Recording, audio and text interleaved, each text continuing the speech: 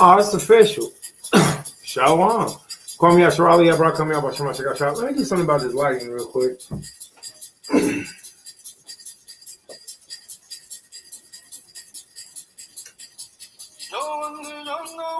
I feel it brighter.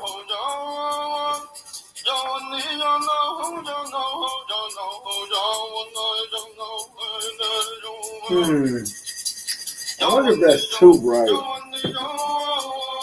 All right, so you all let me know if that's too bright. All right, if that's too bright, let me know. Behar-Bechukotai. I know I just said that like 3 times.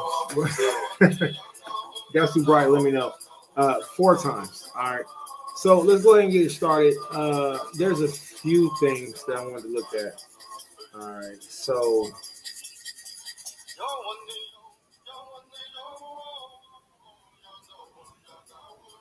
all right. Shalom, Kwame Ashrala. So Yabarakam Yahawa Basham Hamashah Yahushai. So salute to you for watching. If you are, since you are, I need your cooperation. All right. So I need you to put a 7 in the room if the sound is good. I need you to put a 3 in the room if the sound is not good. Behar-Bechukotai. So it's a few things that I wanted to look at, and I want to look at these things not only for myself but for you. All right. Let's see. Let's start with a preset and a screen share.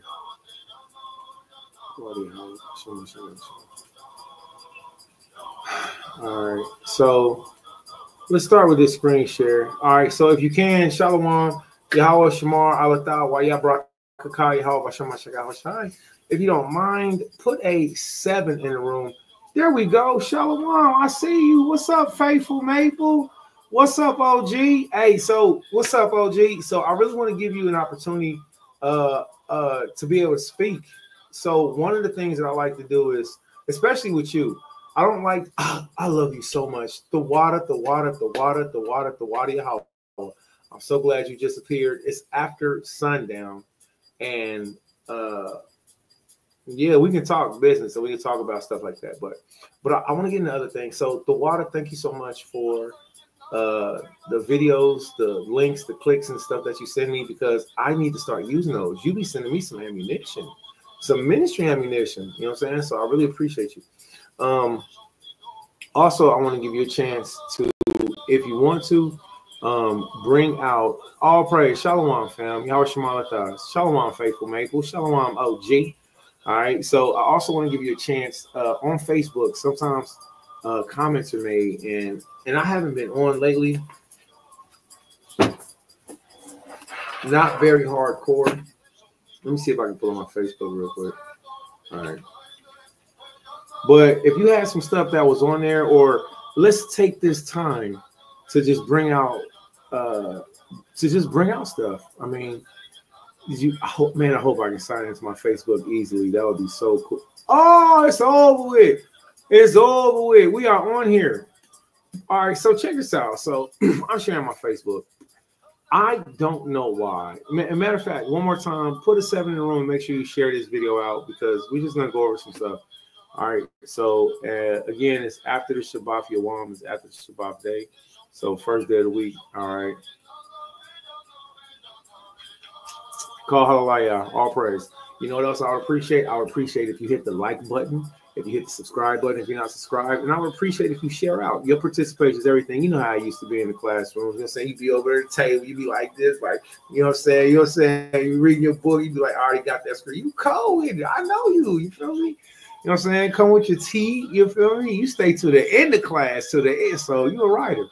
All right. So if you don't mind, share out. You know what I'm saying? The whole like and subscribe stuff. I'm starting to see how important those things are. You know what I'm saying? Especially with getting this ministry out, especially in these last days, princess.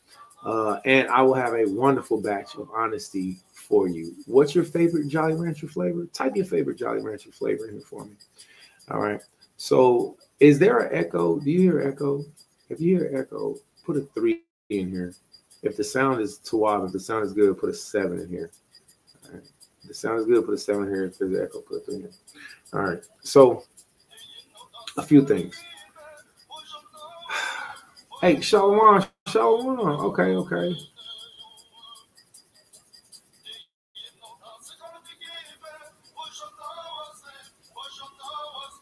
I don't even understand. I've been trying to read that comment. Dimishai. What? What? I don't even understand. You might have to break down for me. Okay, 7. Okay, my bad. You just threw my brain for a loop. I have no idea what that meant. All right, so my bad. I had a moment. So sincere class moment. All right. So let's get to it real quick. All right. So I don't understand this. Facebook is not, my go-to for everything. But I do this. This is something I do. When I see these things like friend requests, look, this is what I do. I'm like, all right. Yeah, right. Morning. It's there. All right. All right. Shalom. Shalom, Amazaquan. Hey, Shalom, Elder Mother. And then I look at her face and I be like, are you a Canaanite? Like, I really be careful with that. Like, I be like, are you a Canaanite? Let me see. When you born? Shalom, Mama. Let me see. All right. You don't look like you trying to sell me clickbait. I don't know if I want you around for friend. Yeah, for sure. Oh, wait. Now, this is what I never do. I never do the add friend. I just always do the accept. Okay. Boom, boom, boom. That's all my accepts. So why do I only do that? I only do that because based off of Flavius Josephus against Appian, book number 2. I know y'all heard me say that a lot, right? So let's see if we can find the right one, the right version.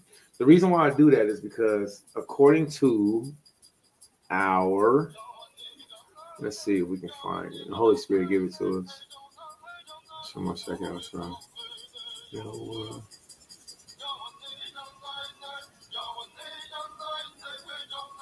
man, I love you, Howard.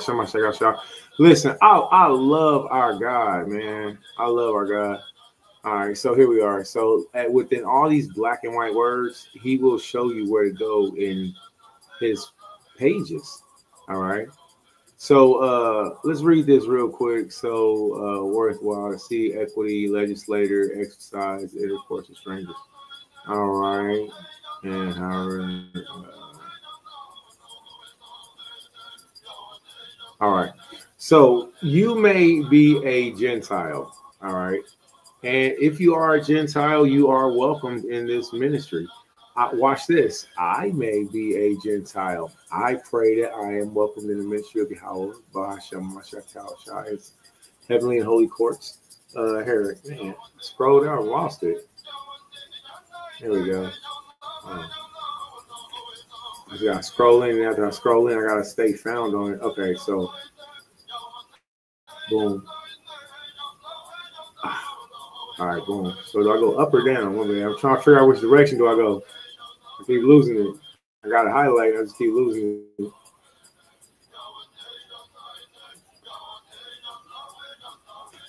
Oh man. I got it. You know what? I got a better idea. How about this? How about I find it and then copy it? Ha ha ha ha ha ha ha ha ha ha ha ha. Figure it out. All right. So let's go to this page. All right. You said you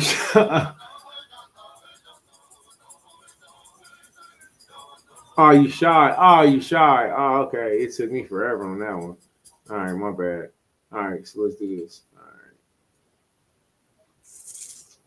All right. Screen share. Let's do a new tab and let's do share.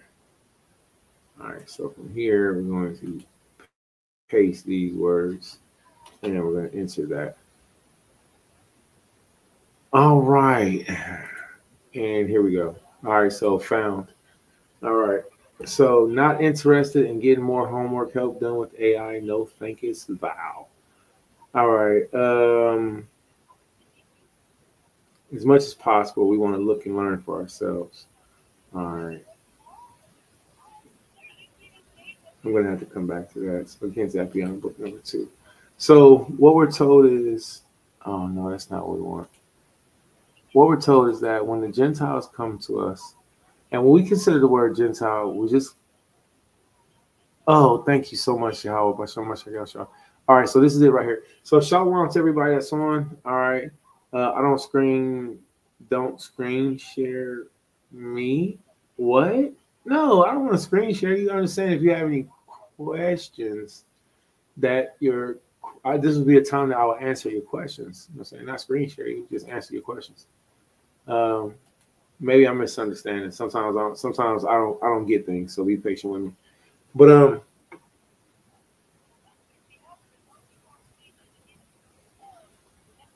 But yeah, so if you had any questions, I'm just saying this would be a good time to ask questions to me. You know, challenge me. You know, play around. You know, also, yeah. Oh yeah, for sure. Yeah. Wait, I'm sorry. So and sometimes so I'm gonna read this real quick. So when I go through my Facebook and when I'm doing the invites, etc., or not the invites, but the acceptance, you know, the reason why I accept, especially, you know, and I have to be more careful. We have to be more careful. Is the Father tells us how we're supposed to operate whenever Goyim, whenever Gentiles come to us. All right. So let me read this to you real quick. So we're not supposed to be the what we learned. We're not supposed to be what we learned in the past pertaining to, you know, this word ain't for you, you Gentile devil.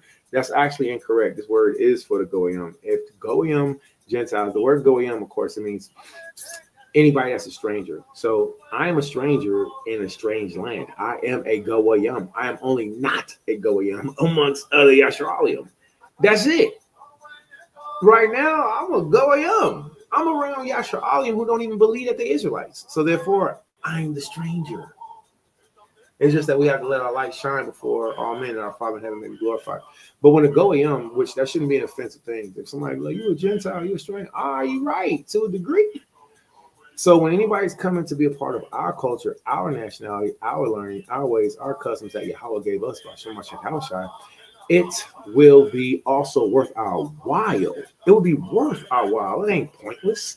It will be worth our while to see what equity or evenness our legislator, lawgiver, would have us exercise in our intercourse with strangers.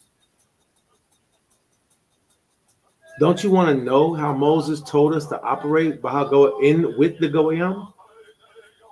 Don't you want to know how Moses told us to operate with the other nations? Or you just want to keep freestyling? You want to keep freestyling and going off of what he said, she said. It don't work like that. And I've seen that it doesn't work.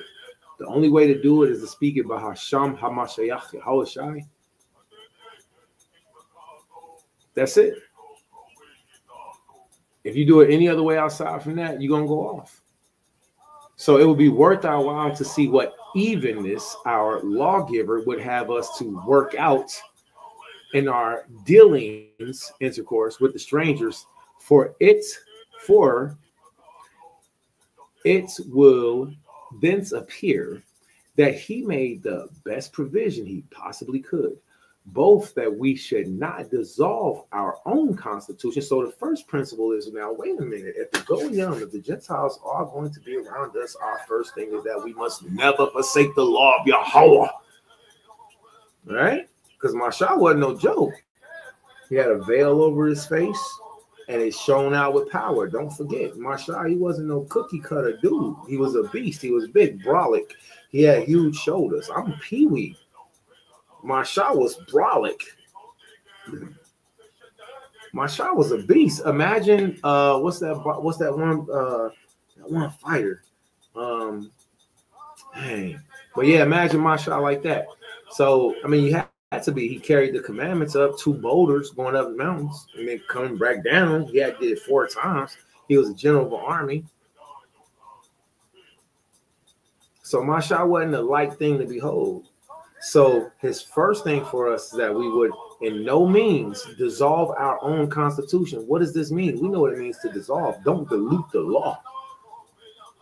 Don't make it be like, I got the fringes on my heart. Now I got fringes on my heart, on my head, on my arms, going down my pants legs, around the bottom, on my skirt. I might put fringes on my car, keep playing. I think I can figure that one out. So we don't dissolve our own constitution. And the other thing Masha said with dealing with the Goyim, he said, nor show any envious mind towards those that would cultivate a friendship with us. Don't show any envious mind towards those that will cultivate a friendship with us. What does that mean specifically? It means exactly what it sounds like. Now, whenever we see, whenever we see the elders, and salute to the Zaquanian, the Most High said that he would send for, the Most High said he would send for fishers and they would fish for them. And then he said he would send for hunters and they shall hunt for them. Well, I believe the time frame of the hunters is coming up soon. It's time for us to clean out our closets, to so to say, proverbially. It's time for us to clean out our closets. It's time for us to organize. You know what I'm saying? Get all your, the Most High said, you know what I'm saying, put on like beautiful garments. Put all your beautiful garments to the side. You know what I'm saying? Make it like the tabernacle. Make your bayah, make your house like the tabernacle of the Most High. So start to arrange. That's what we see. This week's Torah portion was fire. It was amazing. This week's Torah portion.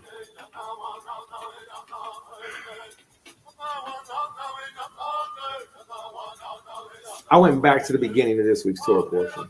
So with the Torah portion, we only have certain parts that we read, and it's like kind of like programming. But if you go to verse 1, like my Amma taught me to do, if you go back to verse 1, you get a whole bigger scope of what we're looking at. And I keep seeing not only the year of Jubilee or redemption, you know what I'm saying? Everybody celebrate Jubilee.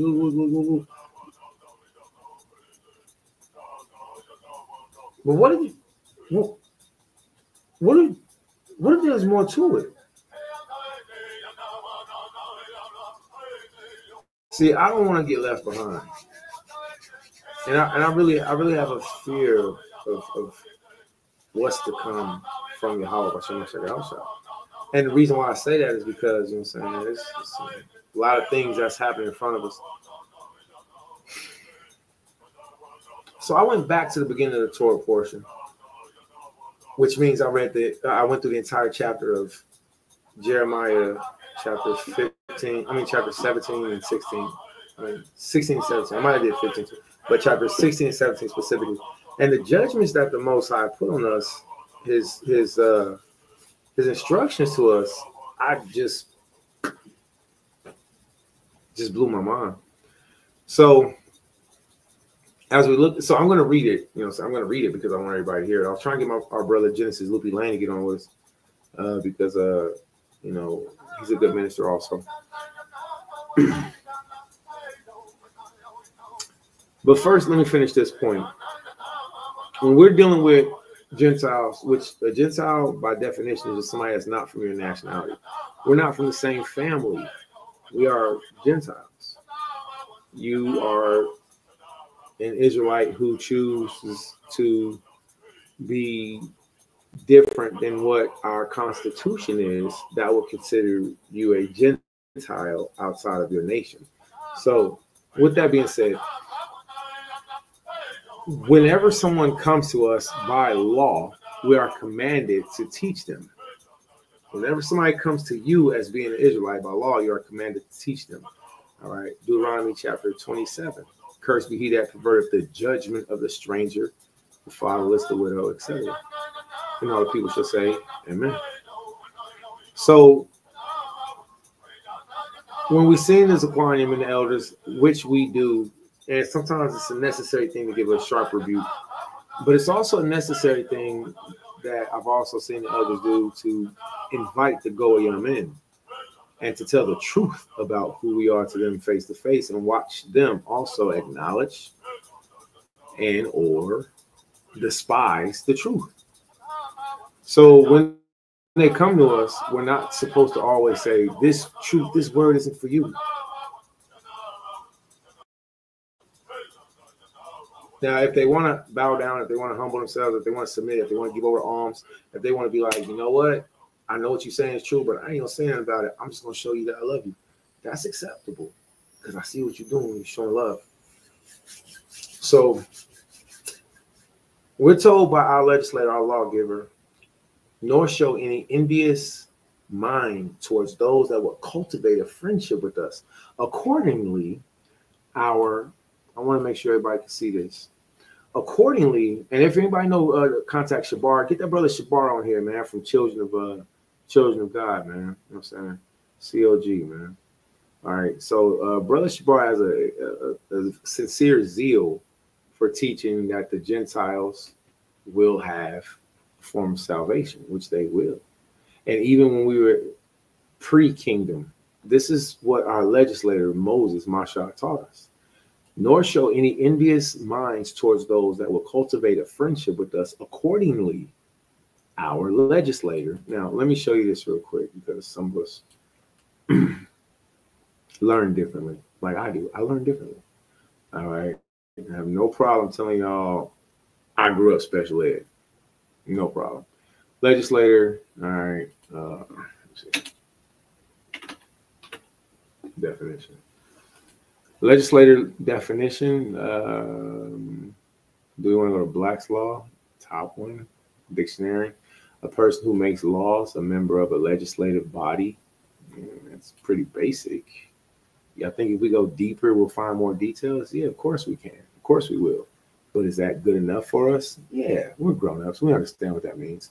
A legislator is a person that makes laws. I think Masha would be one of the most popular legislators that you can think of.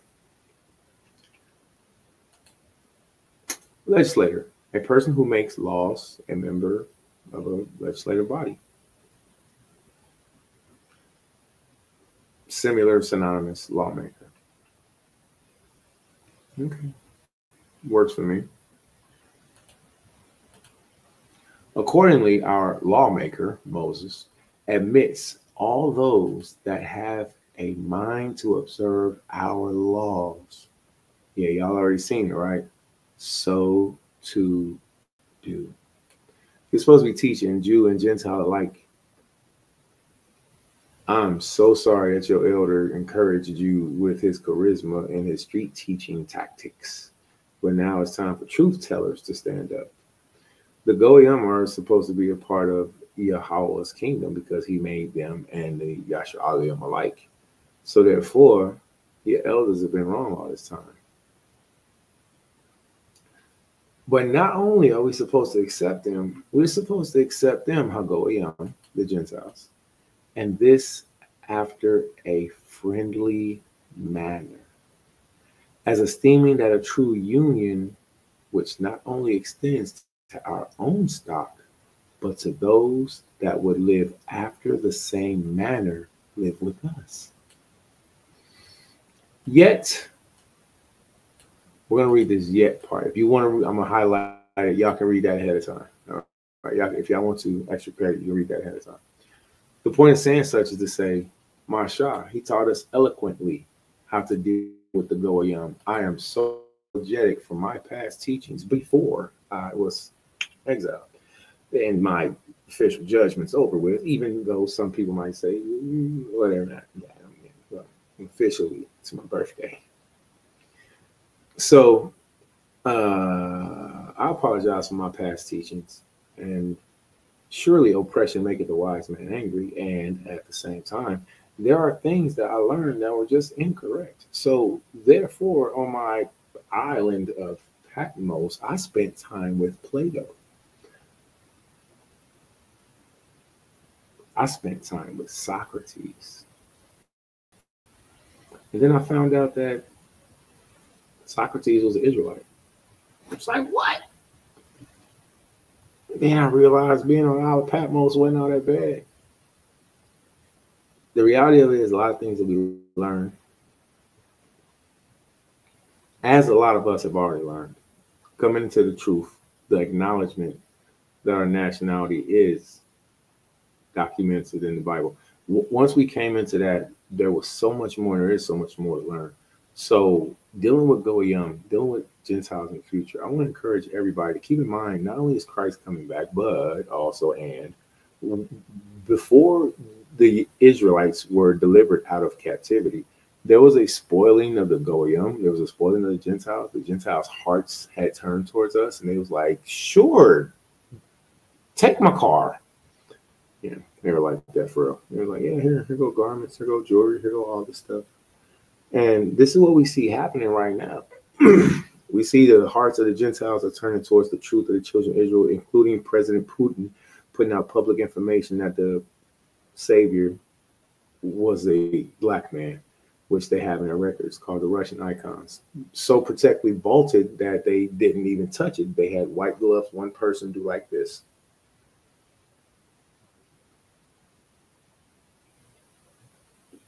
That's it. And then they walked off stage. See, President Putin didn't drop a bomb on America. He opened the Bible on America, and he proved that Jesus was black. And then that started a fire. And after that, oh, and that also happened in 2024 during Tabernacles. That was right before the first orb UFO chariot landed in London at a major airport, and the whole world stopped except for Israelites.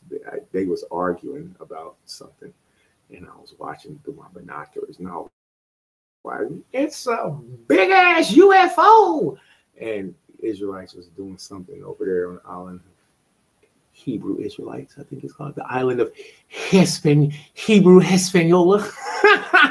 I was like, oh my God, this is crazy. Like, they don't see none of this stuff going on.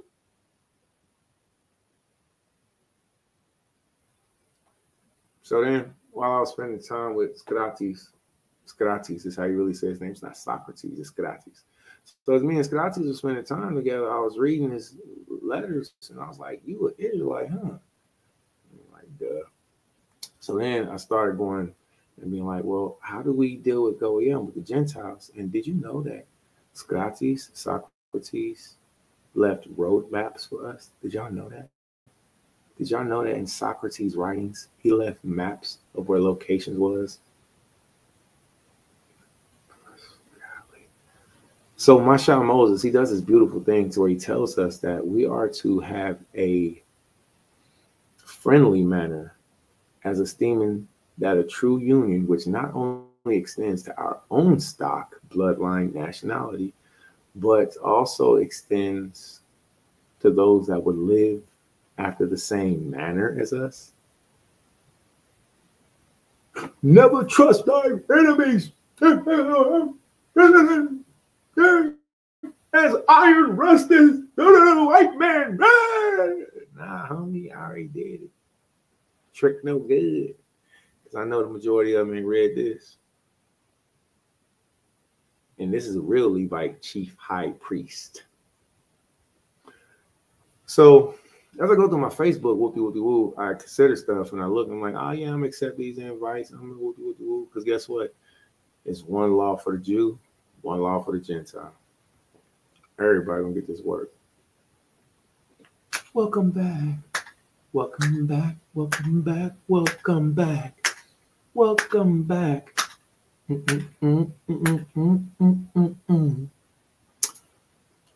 This week's Torah portion. This week's Torah portion was up in the mountain. That's what it was called. No matter why. Why? Because we received our instructions as millions of people from one man up on top of a mountain that had a burnt black top. This place is called Mount Sinai. At the top of this mountain, he taught us how to deal with each other's land and each other's possessions, each other in poverty. I want to send a sincere apology to Shabar publicly on live, man. Shabar is ministering, he's street teaching, he's in a delicate-handed place. And I was there, but now I'm on the slave ships, and I'm rowing these slave ships harder and faster than the majority of these. And I'm rowing the slave ship because I know I'm a king in captivity.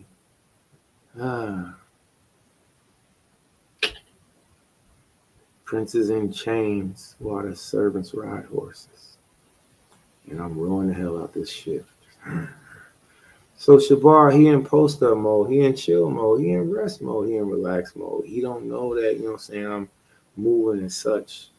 And I came in the bayat and I said, Shabar, we making a move, homie, come on, we doing this. And he's like, I was like, So I spoke too fast, too soon, too sharp, too hard till my baby broke. And then when I hugged him, I can feel his chest. And, I knew I had offended him. So as I'm going through TORAH, I'm like, Yahweh cut me deep and wide. The Most High says that we're not to rule over our brethren with rigor. And as I try to find myself an out in the scripture, I just can't. I had a moment where I ruled over Shabar and rigor. I was like, damn, I messed up. I didn't keep that law. And it don't matter whatever reasons I had and have going on. I was a wicked nigga in that moment. I didn't consider my. So reading the Torah, this is my open and sincere thing. You can't apologize to some people in the moment. You got to come back and apologize. So now, Mr. Man hovering. So I'm going through TORAH, and I'm not only seeing how Yahweh tells us in Leviticus 25, chapter 26, chapter 27, where I had a couple moments, man. I had a couple moments where I seen myself getting cut. I seen a nation getting cut. You know what I'm saying? That's what's really dope about this is if you do, like, when you read the scriptures, like in Luke chapter 4, it says Hamashiach Christ, he stood up and read the line. He stood up and read the line. As his custom was, he stood up and read the law on the Shabbat day. It's like, man, if as a custom, Yasha Allah would keep the Torah portion. I don't want nobody to think that the Torah portion is just something that we get offline. It's not. It's just that everything that you can get from a book is now online. So the original Tawarayim, all right, the original Torah portions, all right, this is my rifle, this is my gun, all right. So, right. So the original, we have the Tawarayim, we have these. So when people, there was some Israelite brothers who didn't understand what they was talking about. I come from the school of elders to where the Zaquanium had us stand up all day and read. And we watched our elders write out their portions. And guess what? We watched them stay like, man, that's fire. So when some brethren was like, they getting there going offline. No, we not. Do you have one of these? You don't, do you? You don't. You don't have one of these. But I know other officers who do. So you can screenshot it. But look, here's the point. Our Zaquanium that was before these websites was already putting in this work. Now, if you contact Shabar from Children of God, he got a lot of this. He that winketh with the eye. See? He winketh with the eye. You Negroes is ridiculous. So the point of saying such to say, this is an excellent website that you can go to that has the Torah portion posted on it, and it even has the next week's Torah portion. See? Bat Bar. All right, I'm pronouncing the Lashon, all right, quarter instead of the modern. So again, the reason why I like to use this website is because it's based off of the title First Fruits. All right. The first fruits will be those that will be redeemed in Hamashiach Yahushai. Well, if you go off of the scriptures, it's not going to be Hagoyim. It's not going to be the Gentiles that will be the first fruits. It's not. It's going to be the first fruits. Bahashem Hamashiach Yahushai. Wahayaladim Yasharallah. And everybody knows that. So with that being said, this is a messianic Torah portion page. And when we compared it with our animals that we had before we seen this, we were like, oh, shoot, they actually on point with what the Zaquanium was right now. So on this specific website, it's very comprehensible. It's not extra Jewishy. It's not Jewishy. All right. You can go through it. You can look at it. I want to make sure everybody can see this and make sure this is easy to comprehend. All right. You can go through it, you can look at it, and look, don't trust me. Trust Yahweh. Also, salute. Thank you, Amazon. 2 days ago. I am officially 2 days old, 45 years ago. If that makes sense. You know, math and these numbers. You know, and I'm a Hebrew. I did 1 + 1 = 3. You know, because you have one man, you have one woman, and then they made a child. So now 1 + 1 = 3. It's me. I don't know. Whatever. Point of saying such, say, my Amma, she gave birth to me May the 21st, 1980. So Tawada Amazakwan for not aborting me. Tawada Amazakwan for nurturing, making sure that my health, my vitality, you know what I'm saying? And I found out, I was like, oh, I was the biggest one of your picnic games. She's like, yeah, you still is. And I was like, I am? Because I feel like I'm like this big. So Tawada Amazakwan for giving birth to me May the 21st, 1980. 4th day of the week, so-called Wednesday, under the constellation of Taurus, ending at Taurus, beginning at Gemini. No, I am not a Taurus. No, I am not a Gemini. I literally was born at 8 p.m. So all you Israelites that were like, happy birthday, because Facebook told you to, I kept telling y'all, it ain't my birthday. Slow down. Slow down. Don't do that yet. I wasn't born yet. My Amma, she on the other line. She's like, just hold on. You ain't here yet, baby boo. I'm like, calm down. She's like, hold up. It ain't time. I'm like, calm down. She's like, hold up. Like literally, like 2 days ago, me and her was just doing that on the phone. So yeah, so there's that. So salute Tawada Amazakwan for that. So constellation. So that's actually called born. That's a cusp birth. A cusp birth at 8 p.m. That's double digit 4. You know what I'm saying? On the 4th day of the week. You know what I'm saying? So, you know, a whole bunch of cool stuff that Yahweh does. So again, Tawada Amazakwan for giving birth to me May the 21st, 1980. And it was right when I got out of my exit. I was like, are you serious? Ah! So whenever we're going through Tawada, going through the Torah portion, you see that Leviticus chapter 25 through chapter 27, Yahweh teaches us how to operate with each other as a nation. And this is what we're lacking. We're lacking characteristics. It doesn't make any sense for every elder and every salute to the light of Zion, Fort Lauderdale, Florida. Booyah. Yo, that's the coldest. No. Stick to the plan. They stick to the plan. And they Levitical school is popping. So, Fort Lauderdale, Florida, the light of Zion. Love you, Zaquanium. Yabarakam, Yabashim Mashai. I'm trying to get them as my eldest too. What you talking about? My eldest. Man, okay, brother. So the Fort Lauderdale Light of Zion, you know, the Light of Zion in general, they keep the Torah, they keep the Torah portion, they keep it messianic, they keep it. Their music is phenomenal. You know what I'm saying? So with that being said, you know, if anybody has an issue with learning on a Shabbat, there's a safe place that you can go to. The Light of Zion, Fort Lauderdale, Florida. They do not. They stick to the script. Why? Because when you read the Torah, this week's Torah portion, read the gospel, you find out that Christ stood up and read the law as his custom was. And then you got these certain brothers who will come up with their own plan, but their plan is not based off what Moses did. So if you was on the class earlier, you would see that Masha Moses did something super cool. He did something cool. So this was this is about our 3rd Torah portion video for today. All right, we took a break. I had a bowl of cereal. You know what I'm saying?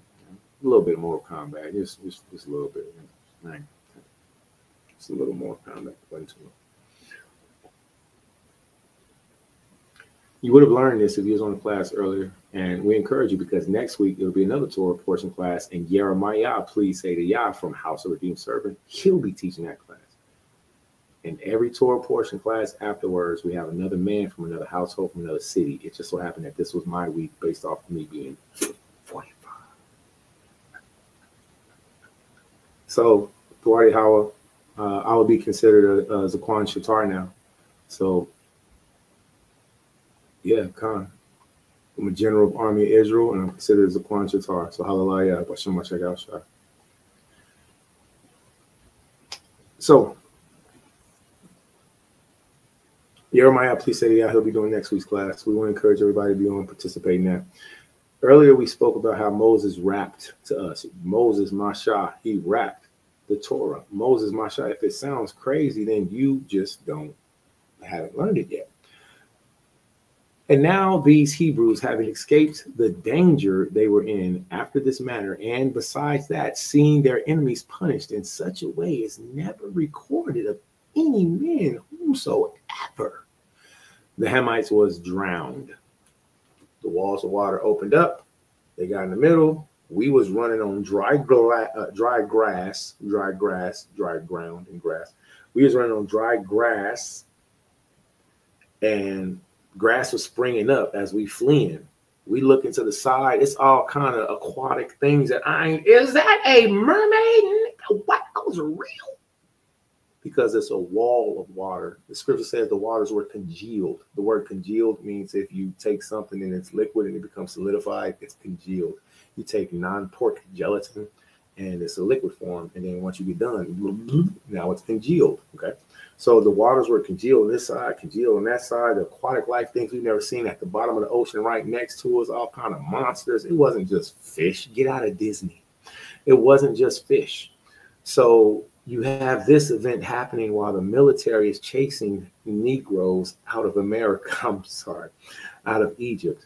So the military is chasing us, and when we get all the way out, now there's a face that appears in the sky, and the face turns around and looks down, and it terrifies. See, you must have read the Sunday school version of what happened during the Exodus. So the face in the sky turns around, looks down. It terrifies all of these little people in their little see down on the ground. It's like, oh, it's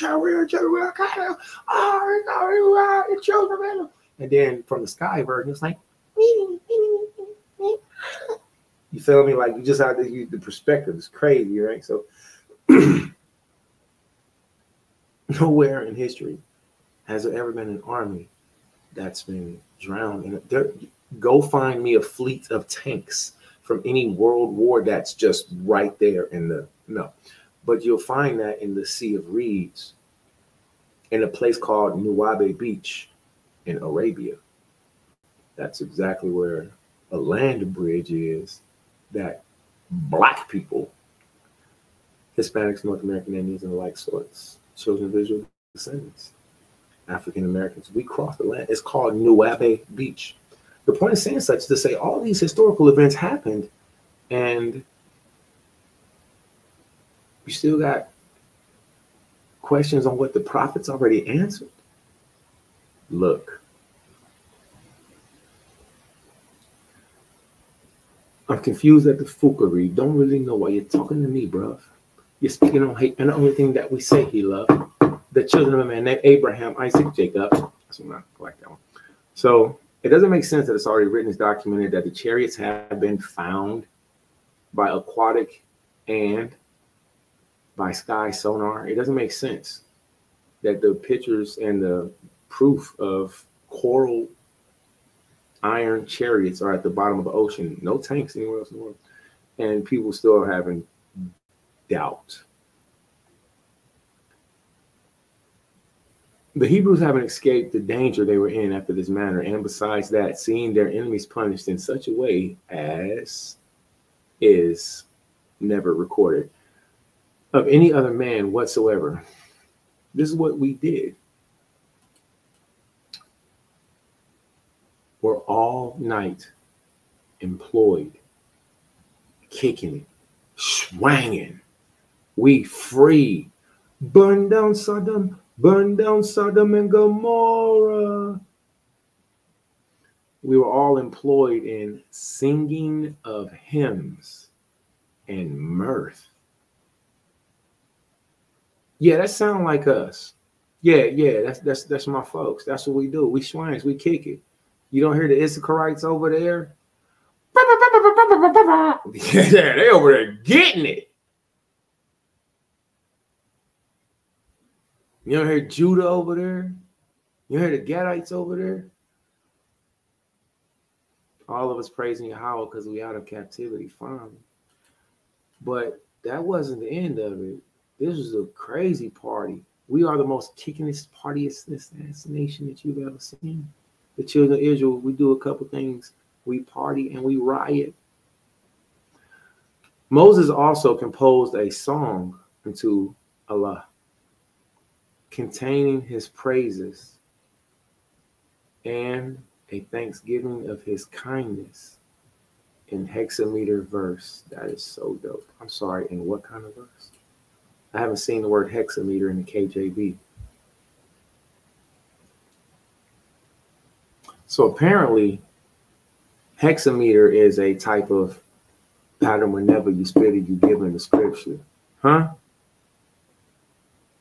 So yeah, so apparently hexameter is some type of pattern whenever you give it, you get it in the scripture. Yeah, okay, all right. I heard what you said. All right, so you're counting bars. 1, 2, 3, bar. 1, 2, 3, bar.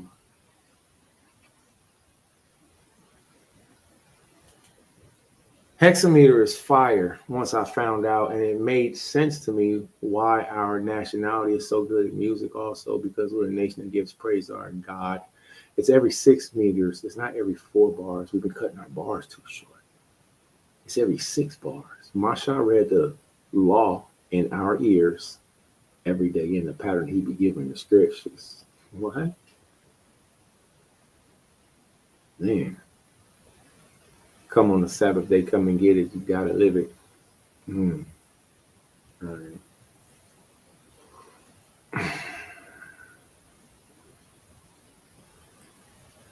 It just made sense to me. But I couldn't hear what I couldn't hear other people's classes because they was all saying the same things. Like, your beard look like his beard. Y'all look weird. Why your beard look like his beard? Like, y'all look alike in the face. That's weird. Are y'all brothers, like, biologically? Like, even me and my biological brother look different. Y'all's fake. Y'all beards is exactly. That's weird. So once I seen, I was like, hey, I ain't teaching that. Hexameter, from Latin, hexameter, hexameter. From Greek, hexametros, of 6 measures, composed of 6 feet, hexameter, x 6. Metron is a poetic meter. As a noun, a verse consisting of 6 measures. That's all music tones. No wonder Malak Dawad, King David, wrote psalms and hymns. Malak Shalamah, King Solomon, wrote psalms and hymns. This is us. Because everybody can't rap. Y'all know that, right? Everybody can't rap. Not all that. Not everybody music is for me. I'll be like, I hear the first couple bars and I'll be like, and I start going away. I start drifting. Either I'll start drifting or I'll start just doing like a song will come to me in my head immediately. But then I gotta suppress it because if I can't record it immediately, I don't want to waste it. So, but my shot, he gave the word to us in hexameter. That's fire. That's dope. Let me show you. Yeah. Here's the word. Online etymology, one of my favorite research tools. So when we're looking at this, we have to see that there's so much more to all of this that the Most High has presented in front of us. And when we stop at a basic place, when we stop at a base level, that's all that we get. That's it. No, I want more. So,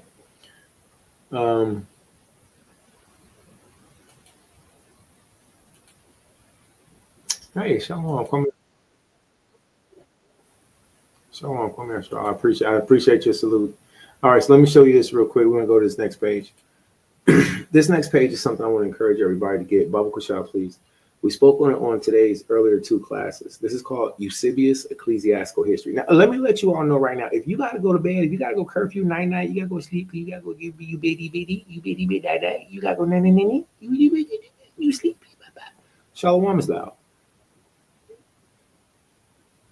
Shalom. If you gotta get some rest, shalom. The door will be open until the Most High closes. So we're gonna be doing this class and just building, going through open stuff. If y'all want to say something, I'm gonna get these comments in a minute. Make sure you bring out whatever you want to say because I'm gonna end up reading. And then also, if you have some stuff that you want to disagree with, you know what I'm saying? The Earth is not flat. All right, like that.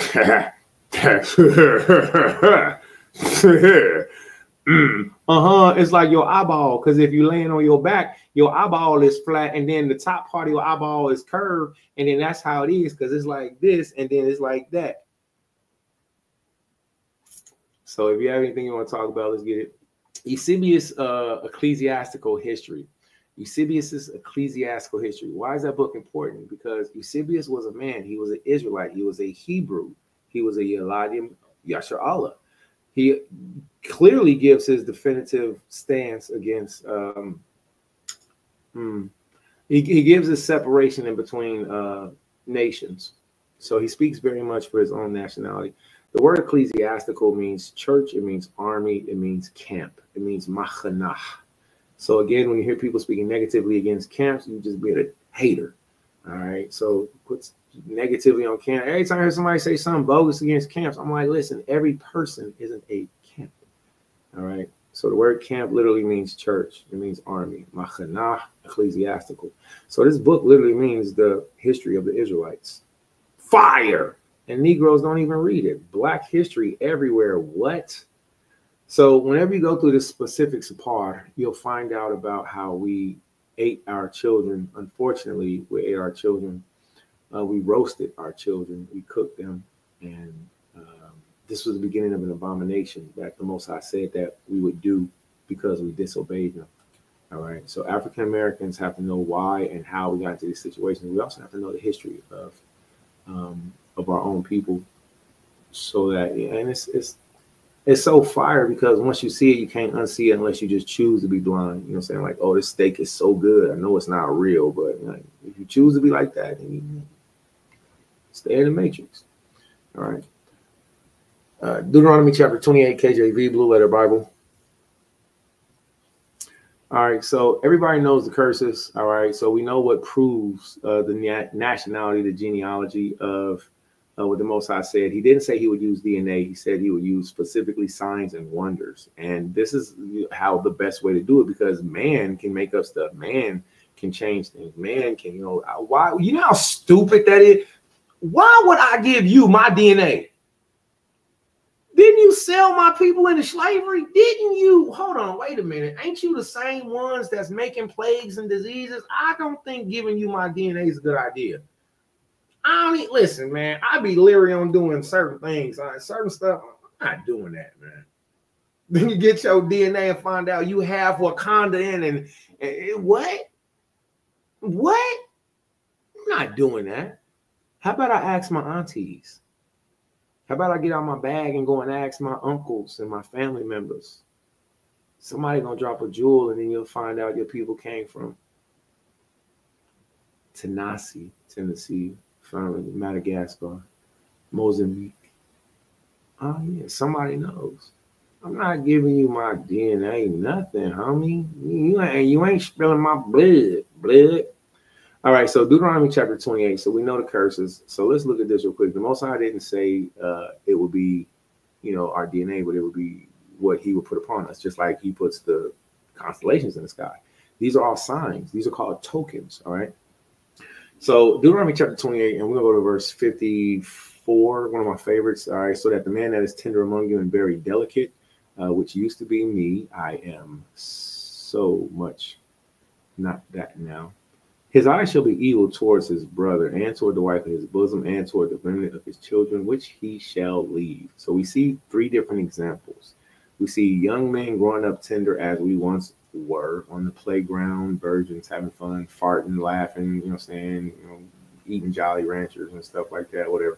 We used to be tender, and then we get into the age of violence and growing up. We used to be delicate. We used to be friends. We used to want to play Fortnite together and stuff like that. But then bad stuff start happening. We start cussing each other out. Then we start fighting. Then you start taking goofy, stupid pictures like you see posted on social media. And now you think you're a gangster. You're not a gangster. Well, you're a mama's boy. Stop playing. So, things come into our lives. And then our eyes become evil towards our brother. What up, blood? Hey, what up, cuz? Hey, look, hey, follow some more. Hey, Charlie, Johnny, Stowe. Hey, Mo. Hey, all right. Hey, man, that nigga look over here one more time. Why they driving around? Hey, man, them niggas, man. Who them niggas? It's always that them niggas. It's never, if that cracker come around here one more time, I'm going to peel his red neck straight on back down his hair. It ain't never like that. It's always. How do we do it? How do we whistle when we talk? And then you can't never do it again. It's always.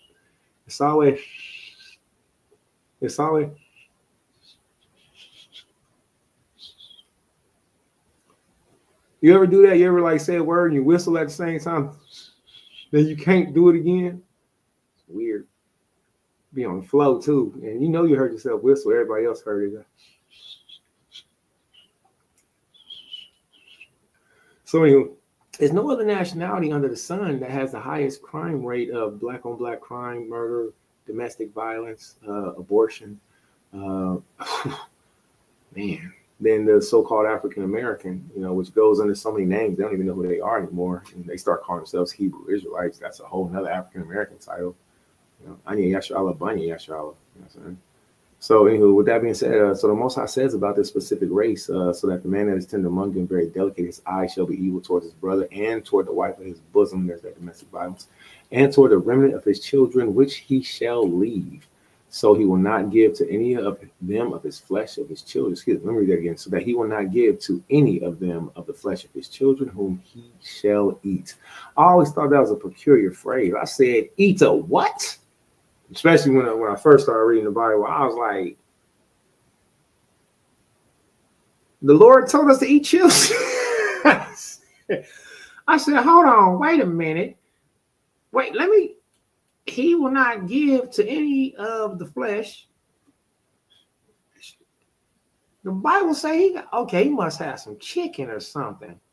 He will not give to them any of his chicken. That's on first translating, right? Of his children whom he shall eat. Oh, this just say he gonna eat all the children. No, wait, it said he gonna eat all the chicken. I had no idea what this when I first read. I smoothed out this was like he gonna eat all the chicken. And then I was like, wait, let me do that again. So that he will not give, he's not gonna give of them of the flesh. Okay, he's not gonna share his flesh of his children. What? See, you can't get around the way the Most High, the way this sapar, it's really called, it's a ramah, it's a living word. Our grandparents were right about this Bible. So whoever told you to not read the Bible and it's the white man's book and all these other tropes and allegory and whatever, they was just a devil whispering in your ear. You can't get around the way he worded this. You can't. And then he put in his commandment, he shall not add to nor take away from. Don't tell me about the NIV and this version that trend. Just stick to the script. Read the Hebrew. If you can't read the Hebrew, what was the closest translation to the Hebrew? King James. All right. Yeah, but then you got the Geneva Bible. Okay, listen, I'm with you on that. All right. These errors in the, all right, just compare the errors to the Hebrew. It's not hard. All right. All things are possible.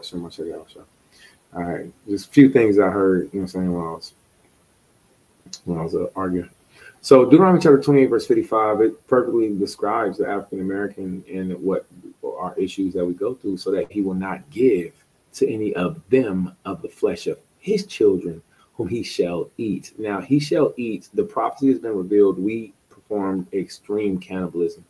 And when I read that, I was like, okay, so it wasn't about food or chicken. It was, I initially thought that it was he shall eat them, like we would end up destroying our children culturally, teach them how to sag our pants, teaching us how to be, more niggerish than, actually men of God, or eat our children by the bad music that we play. But no, we literally ate our children. And once I seen it, I cried my eyeballs out. And, because he had nothing left of him in the siege. So when it says he has nothing left of him in the siege, it's still talking about the Abba. And in the straightness wherewith thine enemies shall distress thee in all thy gates. So there's a few things that's happening here.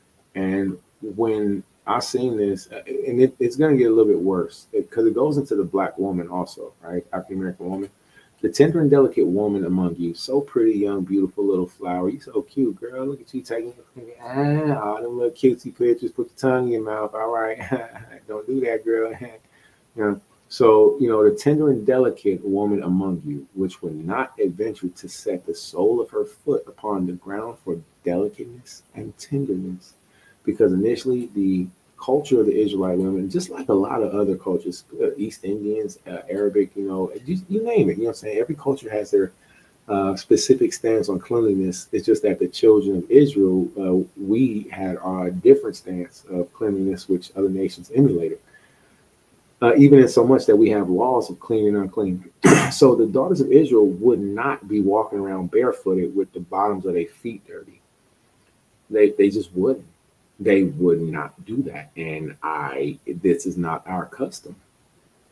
The daughters of Israel would not walk outside with leggings on, showing off their virtue, because that's nakedness. That's adultery. Deuteronomy chapter 24. If he finds some uncleanliness in her, he shall give her a bill of divorce.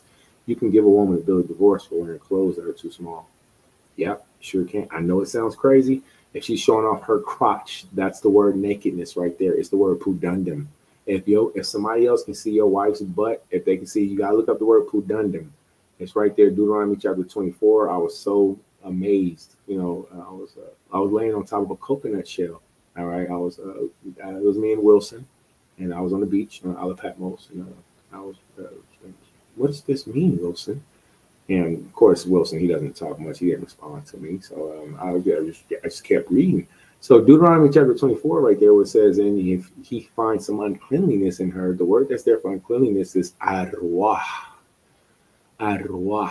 Arwah is the same word for pudundum, which is everything from the vagina all up to the butt crack. That's the nakedness of a wife. If she shows it off, nobody else is supposed to see it. But when they do see it, it's now. I did it again. Shit. When they do see it, it's officially considered to be adultery, fornication. It's not adultery. It's considered to be a fornication. So even with my ribs, my family, say, hey, don't be sending no naked pictures. Even if you've done that, that's a violation. So the point of saying that is to say the Israelite women didn't dress like that. Wearing leggings outside is insanity. Wearing leggings outside is nuts. Leggings are undergarments that are meant to be worn under. So you women didn't used to do that. Y'all got perverted. Your minds got twisted. Y'all sold out because the standard of what the world, and it seemed like liberty, but it was really bondage. It seemed like freedom. It seemed like candy, but it was really bags and balls of salt. They tricked y'all. They gave you gravel in disguise of Megan Thee Stallion. They gave you broken glass in the form of that whoever your favorite music woman rapper is, and not whoever, because she might be dope, but I mean in a worldly way. So it's time to trade in our rust. It's time to trade in our rust, man. So it's time for your daughters to come back to pure modesty, because that's what, Yahweh Shai is going to be looking for when he comes back. How ashamed would you be when Christ came back if you had on, something that was the opposite of how he told us to be?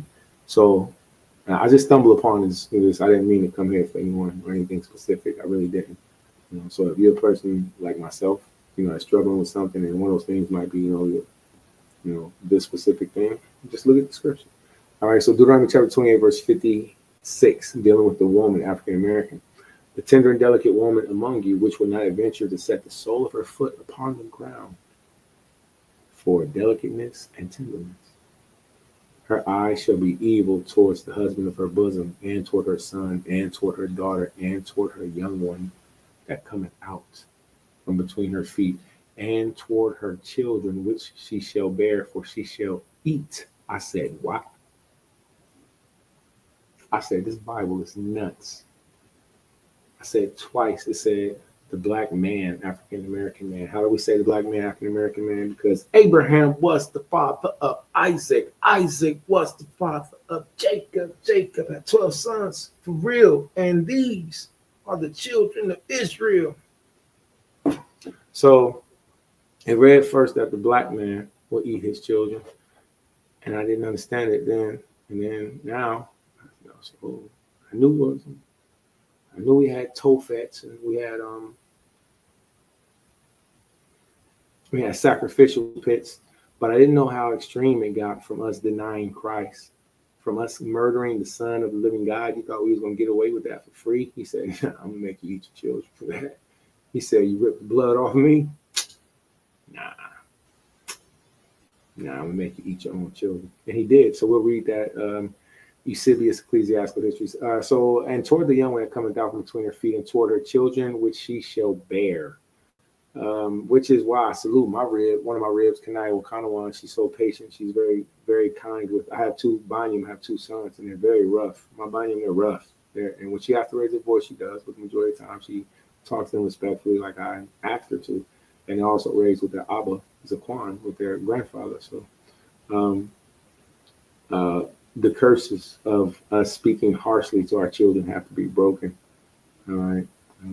The curses of us being physically and domestically violent towards one another and having an evil eye has to be broken, because these are exactly the curses that the Most High said that we would do. Now, if someone says, how do you break the curses? You can't break the plagues that the Most High put upon you. What you can do is you can do the opposite of what our forefathers did to get in trouble in the first place. All right. So if you are a violent person like myself was, which I'm no longer violent, I've not hurt nobody, I don't want to hurt anybody, I don't want anybody to hurt me. I'm full of hot air. If you walk up on me, I'm gonna melt. You know what I'm saying? I'm gonna shrivel away and be like, okay. And I'm gonna be like, oh, my bad. And I don't want no smoke. Right? If you're a woman that was vulgar and rude and lewd in the world, and you see this scripture right here, then this should show you that, okay, this was a bad way to be. So now let me do the opposite, because I'm gonna tell y'all something. Being meek is so fly, especially you daughters, you women. Oh my goodness. Oh, kindness is timeless. Love is so easy to give. So the Most High said to curse the African American woman. She will be cruel towards her young one that cometh out from between her feet. And you'll see this example in Walmart and wherever stores are. For whatever reason, you'll walk and you'll be somewhere, and it's pretty much, a very lewd torta, or a rude woman that's just being so vulgar towards her children. And these children, they come from between her feet, and she bared them. So we have to break this curse. There's nothing wrong with even speaking out against it, because maybe they don't know what to do. So they ask earlier. When I talk to people be tripping. But yeah, you're speaking up for the picnic, and you're speaking up for the children. All right. So it says, and toward her young one that cometh between her feet, and towards her children which she shall bear, for she shall eat them for want of all things secretly in the siege and straightness wherewith thy enemy shall distress in thy gate. So after the colon right here, you'll see that the same phrase is for the woman as for the man. Now, when we go over here, to Eusebius Ecclesiastical Histories, this is the part to where you'll find this exact same history of what we're talking about. All right, so some things you'll see in the Bible because they're biblical prophecy. All right, they're prophecy, but then the prophecy isn't fulfilled until the actual event happens, and then historians write about it. So Eusebius was the one who wrote about. He was one of the first ones who ever ventured upon his work that he did. Just like Josephus was one of the first ones that ventured upon, and all of these was to preserve African American history. All right. I know what my nationality is. I only say African American lightly because some of us still need to hear it so they can be comfortable before they segue over into the true pronunciation of our culture. All right. I appreciate being an ambassador and a speaker, being as a Quan Shatar, or showing my Shak of the island of Patmos, and being able to tell our people this. So African American history and culture is wrapped up not only in the Bible, but in Black men who wrote historical books, which is called Eusebius Camp History. Cracked me up when I read it. I said, oh, this is hilarious. The history of the camp. Because the Most High has a sense of humor. So, all right. So here you are for yourselves. All right. Eusebius Ecclesiastes. You might not want to use any archive, but I'm going to highlight and paste this, and you can find this. All right. And just in case no one ever shared it or gave it to you, which I don't, another thing, why not? Why not give the people what you have? You feel me? In my personal opinion, is that every good teacher She want their students to be better teachers. All right. So here's Eusebius Ecclesiastical History. All right. Please document that, write that down, take note, and then go to whatever browser system or server that you need to find, because I might use Internet Archive. I might use Torah Post. I might use New Advent. I will say this: New Advent is the one. New Advent is the one. So this New Advent is a beast. Close that little window. All right. Yeah. Pray for India. Pray for India, man. Spread hope, man. Spread the gospel to India, man. That's a good one, man. Mission India. We need to get Sashkumar Kumar,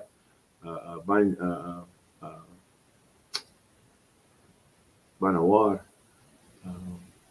Manirak, Banawar. We get Sashkumar Kumar on there. All right. But so this is an excellent website to use, and the reason being is because you can just hit this link right here, hyperlink or whatever it's called. All right, take you right to the beginning, church history. Look, book 1, 2, 3, boom, boom, boom, boom, boom, boom, boom, boom, boom, all the way down. All right, look at this: the martyrs of Palestine. All right, maybe we'll have a date. All right, as a nation, we'll have a date, and I'll read it to you. All right. So, but until then, let me stick to the script. Let me share this with you right here. All right. All right. So, boom. You know, you first come into the truth and all that good stuff, and how you have your notebook. You have a lot of you all, you know what I'm saying? You have your notebook, and this is what I've been doing. These are my notes. These are my compiled notes. You know what I'm saying? I'm so happy to bring back a praise report. So check out this link, and in the process of, you'll learn a lot more than what you've known before. All right. So I don't want to go through it, because if I do, it'll take me into a teaching mode over there. All right. So let's get back to this real quick. All right. Torah portion. Boom. So with this week's Torah portion, we've seen the Most High taught us His law, statutes, commandments, His judgments, not only on the law of property, possession, and land, but on the law of jubilees. All right, on release. I'm over here having a sincere moment, and seeing like, oh, okay, some things I need to take care of in my life. So Leviticus chapter 25 here. Let's do this real quick. All right. I wanted to do something else. I wanted to go to the gospel. All right. So I'm gonna stick to that. If I do that, then I'll end up teaching out of it. And I don't want to do that. I don't want to teach out of it. So I do want to teach out of it, but I want to get eventually here, because this is where I was actually trying to get to. I was actually trying to get to here. All right, so let's finish up. So Jeremiah chapter 16 through chapter 17. Absolutely beautiful, man. Powerful, ground shaking, terrifying. All right, and why is it terrifying? Because you see judgments on Yasharallah. So I went back to Jeremiah chapter 16, and we're supposed to start at verse 19, and we go up to chapter 17, stopping at verse 14. But if you look at that on pages, that's really short. It looks like there's a lot of numbers there, but it's not. Once you read it, the Torah portion, prophet of Jeremiah, is so short. And I was having and I apologize, I was having the spirit of deep slumber was attacking me while I was reading Jeremiah chapter 16 through chapter 17. So I had a couple moments, and if if I kind of phased out for a second, I apologize. Like, I recognized, and that's why I was like, what, I got to take a break for a second. So something I noticed was that with the Most High's judgments within Jeremiah chapter 16 through chapter 17, is that if you go back to verse 1, it might make you reconsider your whole life. Let me explain. Here, let me pull it up real quick. All right.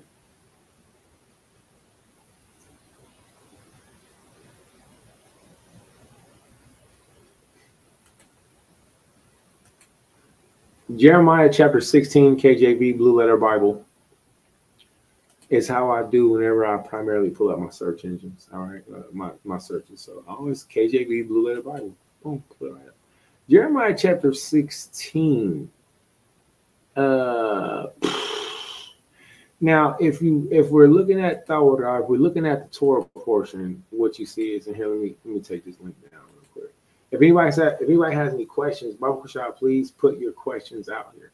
All right, please, if you have any statements, put your statements out here. Let me hear what your thoughts are. All right, let me hear what you're thinking. All right, so I'm gonna turn some Nagayana on. All right, so Jeremiah chapter 16. When you're looking at this week's Torah portion, all right, which is over here, all right, we're supposed to start in verse 19, right? So we're supposed to start in verse 19. So watch this. All right. I'm always looking to see what can I learn? Like, what can I get? Like, how much can I get? Right. So as far as this word, like, if it's some, it's like, yo, that's what's up. But like, I be trying to get full off of it. Like, if I don't be satisfied, like, it don't be enough. So I'm looking, I'm like, Jeremiah chapter 16 is short. Jeremiah chapter 16 is short. I'm like, it stops at verse 21.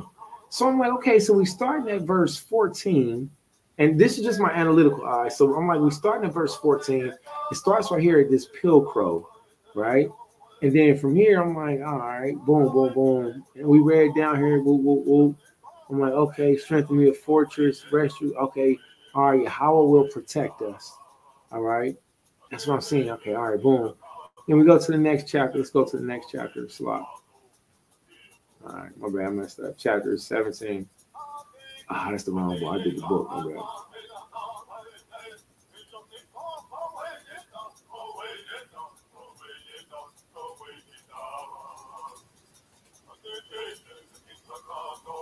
All right, 16. All right, so boom. So now I go over to Jeremiah chapter 17. So I'm like, Jeremiah 17. Okay, so where do we stop at? Verse 14. I'm like, verse 14? Right here? We only read from there to there. And as I'm scrolling down, I'm like, this one is short too. So now this is what I'm trying to get at. If the verses are short in the Torah portion, that means that the message is big. If the verses are short, if they're not very, that means that there's a big message in it. So I didn't get enough. I don't feel full. I don't feel satisfied. I don't feel like I don't even feel like I edified. I don't even feel like I taught. I remember going over this. The sin of Judah is written with a pen of iron and with the point of diamond. It is engraven upon the table of their heart and upon the horns of your altars. And whilst their children remember their altars and their groves by the green trees upon the high hills. What do y'all think that's talking about? I know it's talking about idol worship. So that's the sin of Judah. The sin of Judah, and we're the children of Judah. We remember the altars and our groves. Now, I know that groves were a place that we would duck off, that we would sneak to go and worship the other false deities. But let me go to this word groves right here because it's standing out to me for some reason. All right. We have four words here in our language. We have Asherah. We have Alap, Shah, Ra'ash, and Ha. Asherah. Asherah. So Asherah, groves for idol worship. Babylonian, Ashtare, Canaanite, false deity, a fortune, happiness.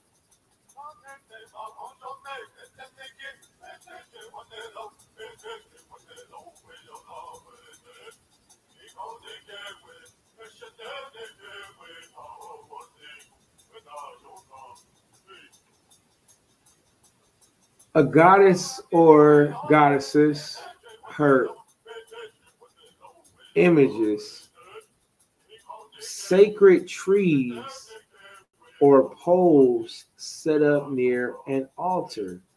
What would sacred trees be? What are sacred trees? Now, if what are sacred trees? Are these just trees that are worshipped outside of? You know what? Sacred trees. We were carving idols out of trees. We were making groves of idols and we were painting them with vermilion. We were painting trees with vermilion.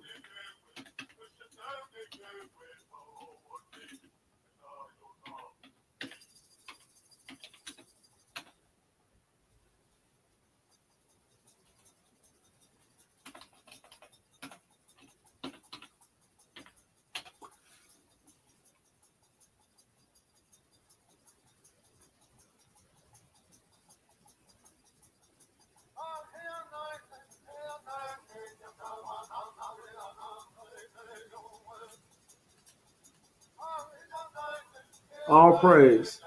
All right, so let me share this with everybody. We're going to get Ezekiel 23. Ezekiel 23 KJV Blue Letter Bible. And if you want to get it with us also, we're going to Ezekiel chapter 23. We're going to start at verse 14. Ezekiel 23, we're going to start at verse 14. All right.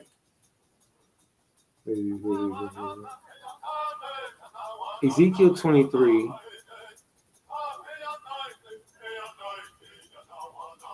Ooh, ooh, ooh.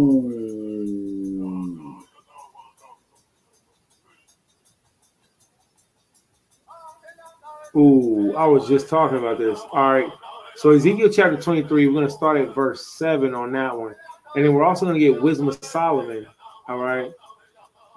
Wisdom of Solomon chapter 13, which is so cold. All right. Wisdom of Solomon chapter 13, KJV. Now, I want to say salute to Zaquan Kadash. All right. Zaquan Kadash was one of the first elders that, well, Zaquan, Zaquan Kadash was one of the first elders that ever introduced me to this. So this is Wisdom of Solomon, and this is chapter 13. So the sin of Yasharallah is idol worship. All right, the sin of Yahweh, the sin of Judah is idol worship. Right, but when you're looking at the issue with the groves, now this is also another reason why I go hard against Christmas trees. It's an idol. It's right there. Jeremiah chapter 10. It's got the star of the tree and they deck it with gold and silver. Now that one I can't get out. I can't. Yo, it's right there. There's no way around that. So Yasharallah, we had a habit of Yahweh specifically going after other false gods opposed to Yahweh. So what is the God in my life? What is the real God in my life? Who is the real God in my life? Yahweh.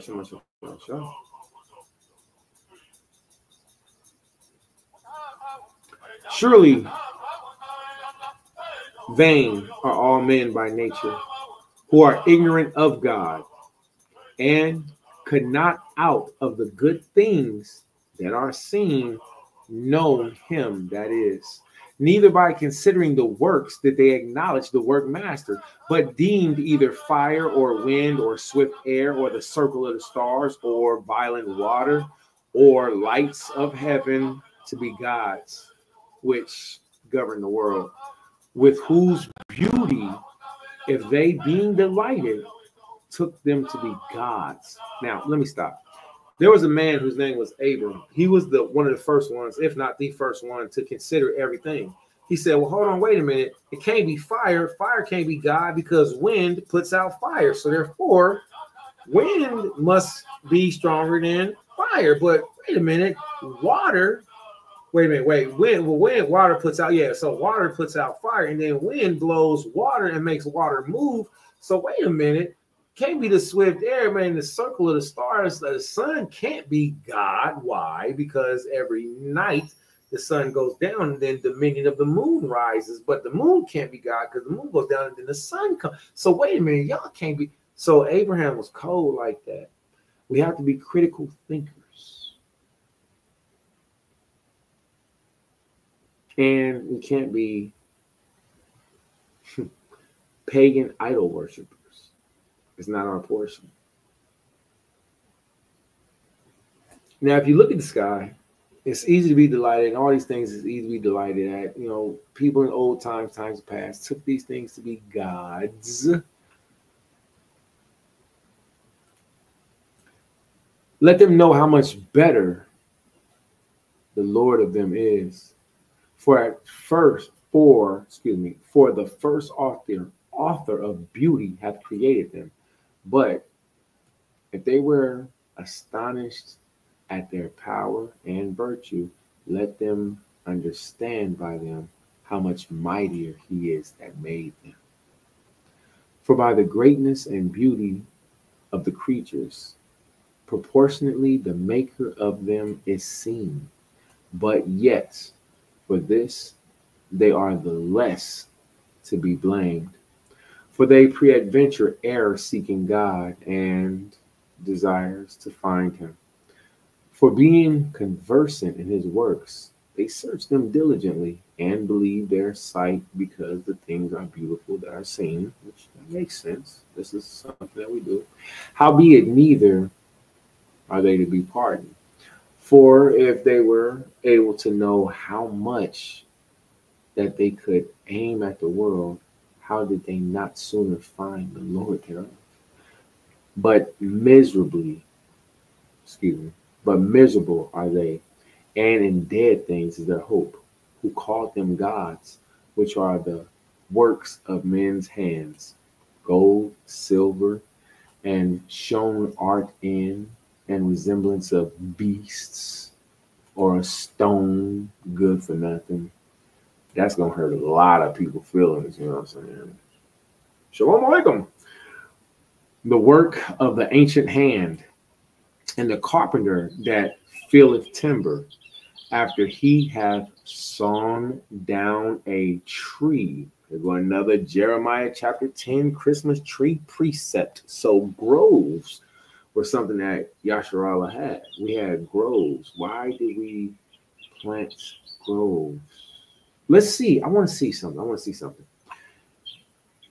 Now, a carpenter that felleth timber, or cuts down a tree, felleth timber, after he hath sawn down a tree, meet for the purpose, and taketh off all the bark skillfully round about. That's a lot of work.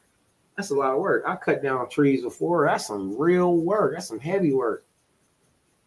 And hath wrought it handsomely, and made a vessel thereof fit for service of man's life.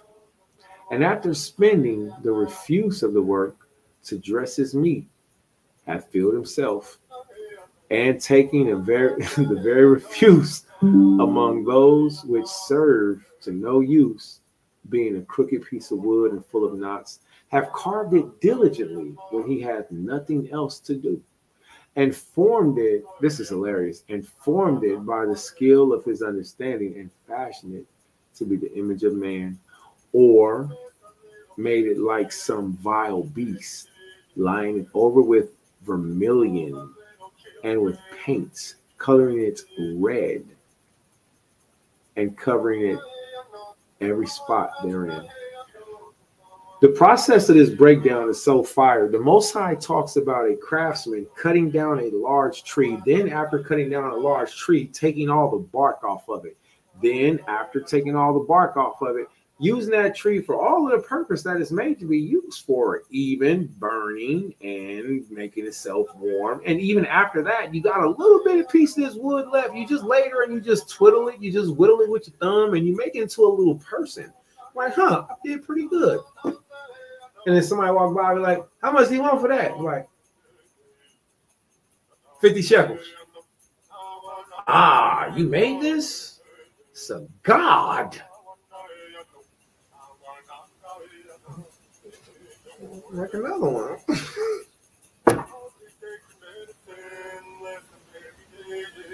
This is what Abraham did. Abraham was an idol seller. So in the process of Abraham, our father, you can find this in the Apocalypse of Abraham. If you ever want to read this, pretty cool narrative. So our father Abraham, and even in the TORAH, our father Abraham, Terah, father was an idol salesman. So this is so fire because we don't put these things together. It's not put together for us and it's not shown to us, so we don't see the precepts. This is a precept right here to Abraham's life. Also, this is something that Elijah Yasharallah did. We took dead things that had no hope and we called them gods. Why did the Elijah Yasharallah do this? Why does Judah run?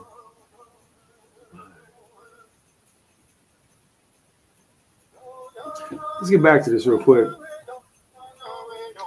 Verse 15. And when he had made a covenant room for this, set it in the wall and made it fast with iron. For he provided for it that it might not fall. Knowing that it was unable to keep itself. For it is an image and has need of help. It can't do nothing for itself. Then making he prayer for his goods, prayer for his goods, for his wife and children, and is not ashamed to speak to that which hath no life. For health, he calleth upon that which is weak. For life, he prayeth to that which is dead. For aid, humbly beseecheth that which has. For aid, for help, a person humbly beggeth an idol, an image, that which hath least means to help.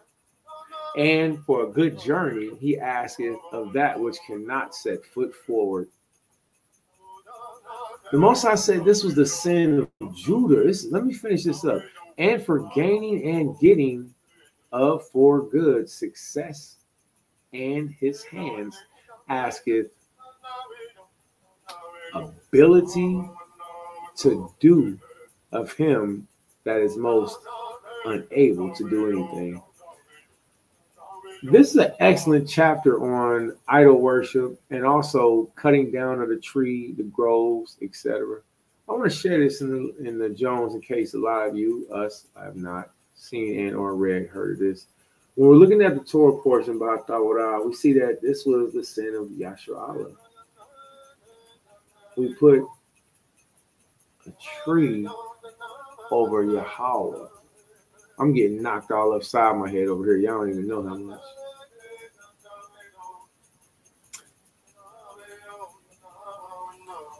Let's go back to this real quick.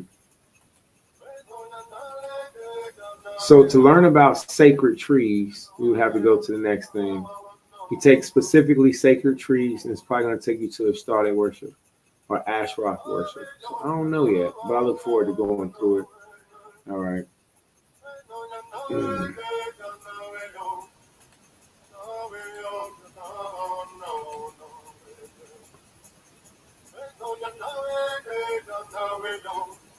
Jeremiah chapter 17.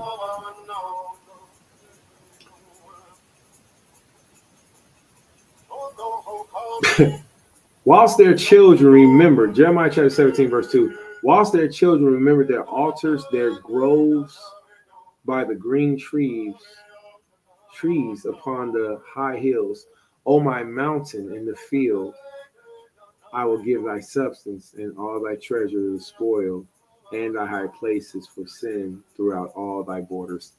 And because of the sins of Yahweh, because of the sins of Judah, I really believe that the Most High in this week's Torah portion, I really believe he's rebuking us. He's telling us to come back to whatever our idol worship issues are. What if this specific subject is so open and vague that the idol can be whatever it is in your life, that the green tree could be whatever it is in my life? What if it's so open and vague that it's just enough rope, not for you to hang yourself with, but just enough rope for you to pull yourself up with? That's what some people say. Some people say, you know what I'm saying, give people enough rope to hang themselves with. Nah, I say give people enough rope to pull themselves up with. That's what I say. That's what I think. Give people enough rope to pull themselves up with, opposed to hang themselves. So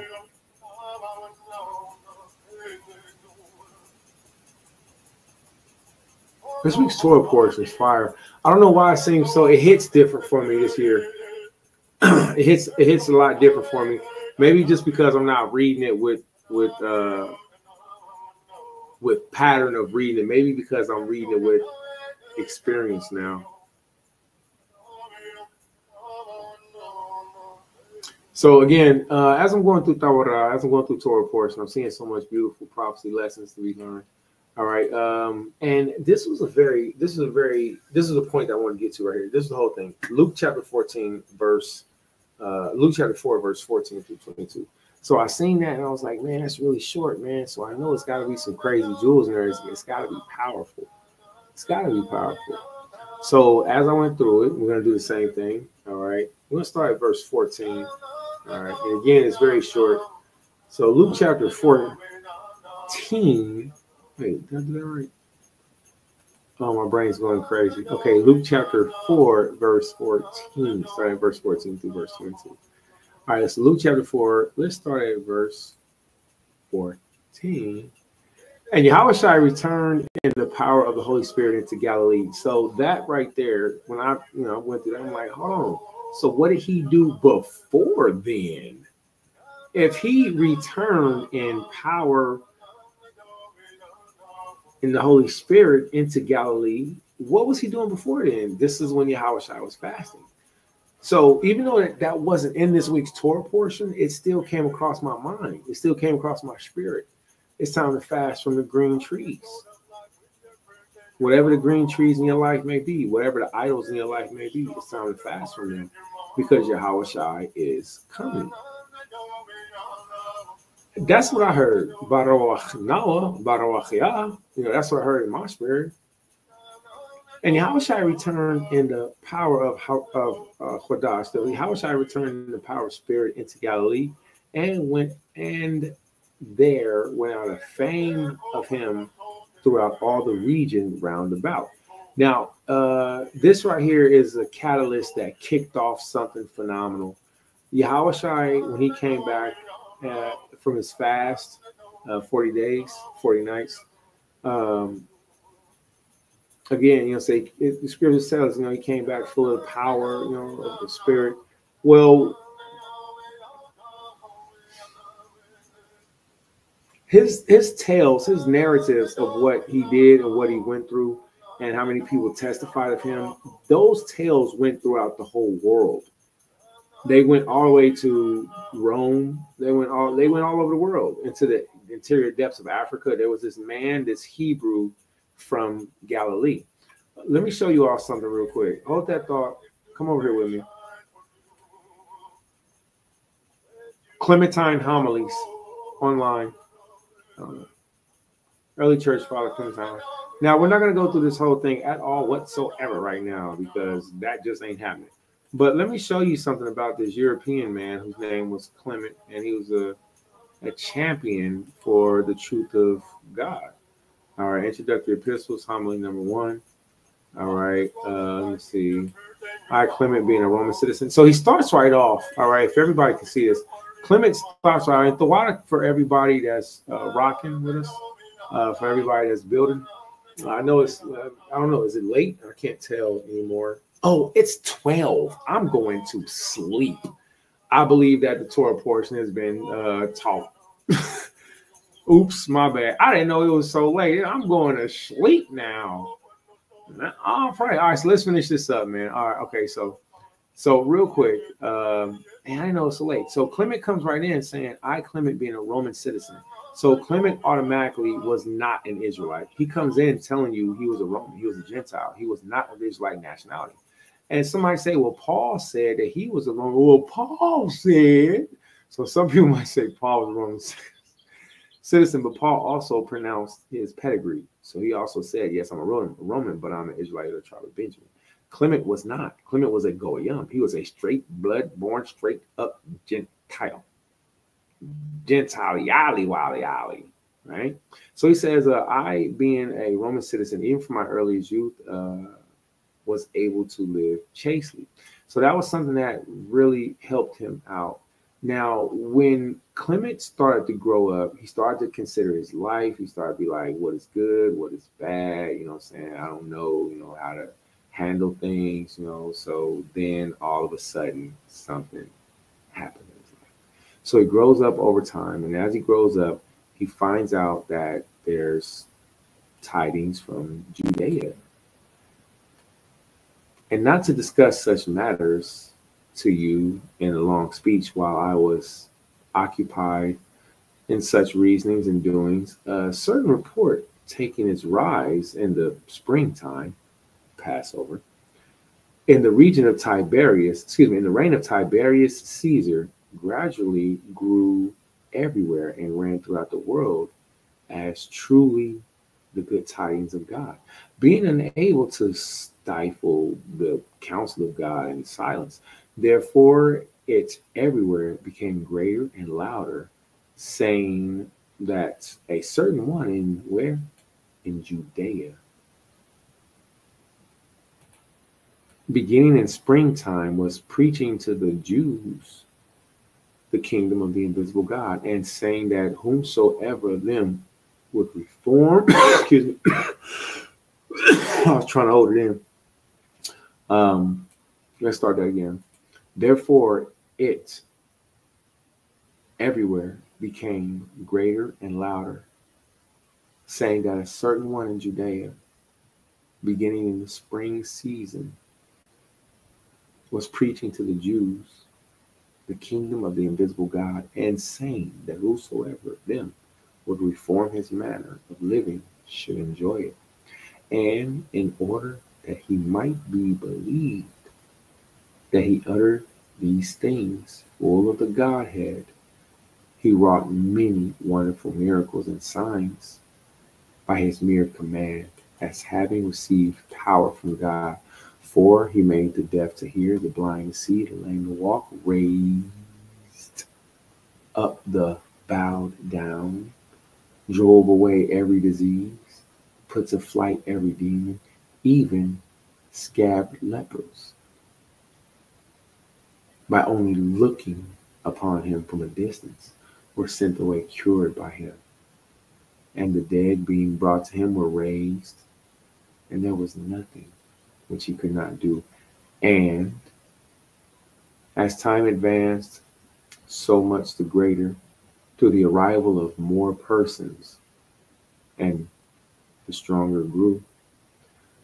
I say not now the report, but the truth of the thing.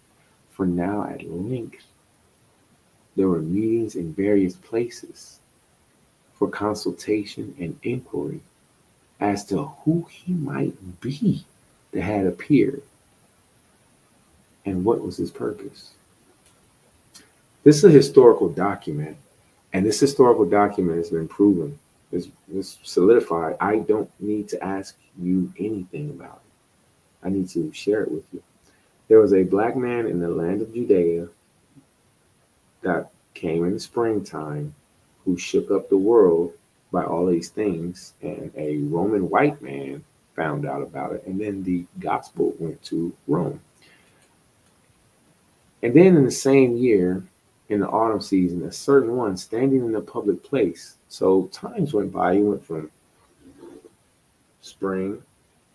Now we're in the autumn season. This book is so fire because it's so amazing. If you just calculate, and I'm not the smartest, I'm definitely not the sharpest pencil in the shed, but if you calculate, you just, I don't know, am I like the Terrence Howard of the Hebrew Israelite community? Is that what this is turning into? Like, astrophysics. This stuff makes sense to me. And then look at this. In the same year, in the autumn season, a certain one standing in a public place cried and said, Men of Rome, the Son of God has come in Judea. Okay. This week's Torah portion, Luke chapter 4, verse 14. Then Yahushua returned in the power and the spirit into Galilee, and there went out a fame of him throughout all the region round about. I don't believe people read enough. The puzzle pieces come together when you got to shake the box out, though. Don't just you got to shake the box. See what this is fire. And he taught in their synagogues, being glorified of all. And he came to Nazareth, where he had been brought up. And as his custom was, he went into the synagogue on the Shabbat day and stood up for to read. This means since a child, Yahushua HaMashiach, Christ the King, he stood up and read the law of Moses. This means it's our custom to read the law of Yahweh on the Shabbat day. I love that, man. And there was delivered to him the book of the prophet Isaiah. And he went and had opened the book. He found a place where it was written, the Spirit of the Lord is upon me, because he hath anointed me to preach the gospel to the poor. He has sent me to heal the brokenhearted, to preach deliverance to the captives, and recovering of the sight of the blind, to set at liberty them that are bruised, to preach the acceptable year of the Lord. And this is what this week's Torah portion, this week's gospel is. I surely say I am not him. Hamashiach Yahushua is him. All of those exceptionally wonderful descriptions of him. He was the one that the prophet prophesied about. We are the ones who repeat what the prophets prophesied. Also, we see with this week's Torah portion, Jeremiah 16:17, we see that there's supposed to be a release. There's supposed to be a release. Not just a release of the land, a release of the people.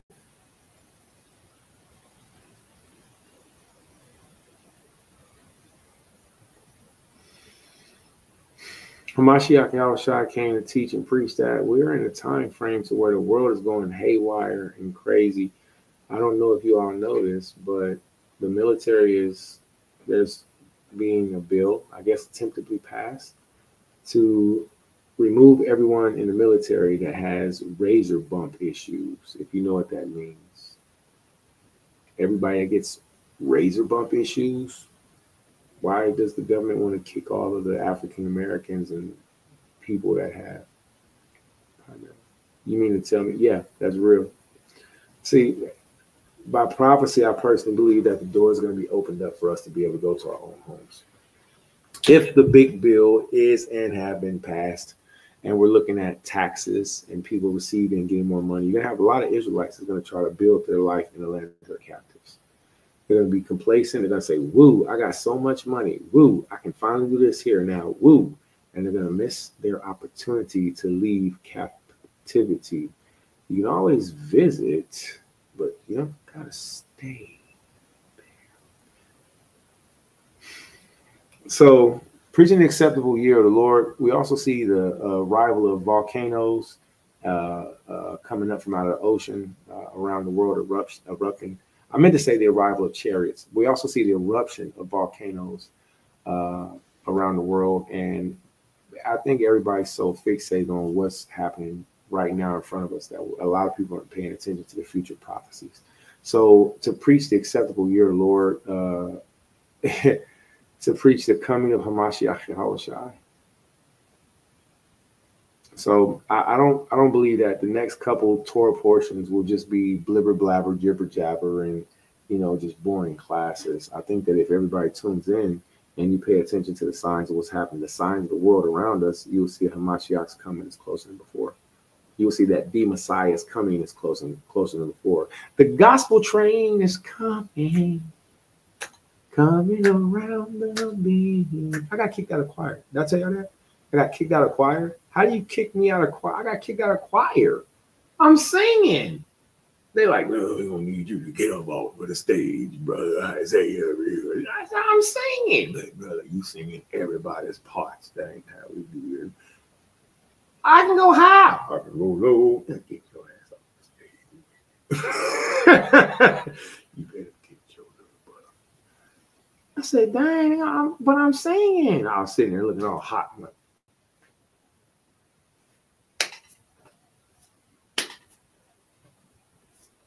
now I don't want to participate. Then kick me out of the choir and I'm clapping all off beat.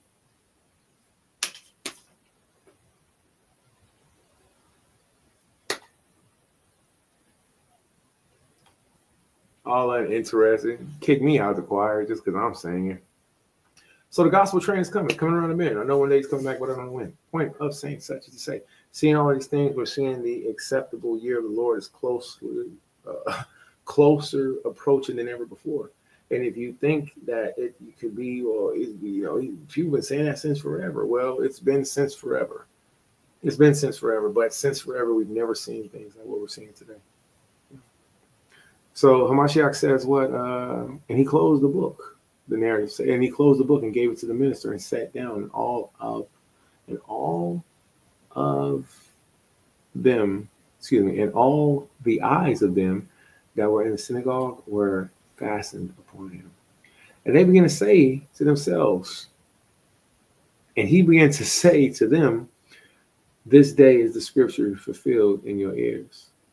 and all bear him witness and wonder at the gracious words which proceeded out of his mouth. And they said, "Ain't that JoJo's son? Ain't that little Joe's boy? Ain't you? That's Joe the carpenter." Is not this Joseph's son?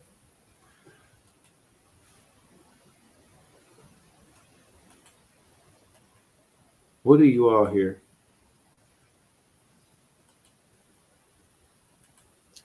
Matthew chapter 16, KJV, Blue Letter Bible.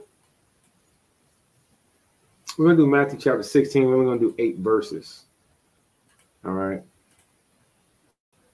We're going to do a comparison of the two, or whatever the Holy Spirit gives us, right? I know some of you got to go to bed. Some of you got night, nap time. I'm so tired. I kept the Sabbath all day. No, you didn't. You ain't putting no work on the Sabbath. You ain't supposed to work on the Sabbath. All right, you got me there. All right, so let's open this window up real quick. Let's get Matthew. Oh, also in Ezekiel too. Also in Ezekiel to show that we worship in the groves. But if anybody wants that Ezekiel, here's the link for it. Is Ezekiel chapter 23. All right, I close this window now. All right, so Ezekiel chapter 23. If anybody would like this. All right, and this is also to show that we worship in the secret and the hidden places in the groves. Yahweh wasn't with that. You know what I'm saying?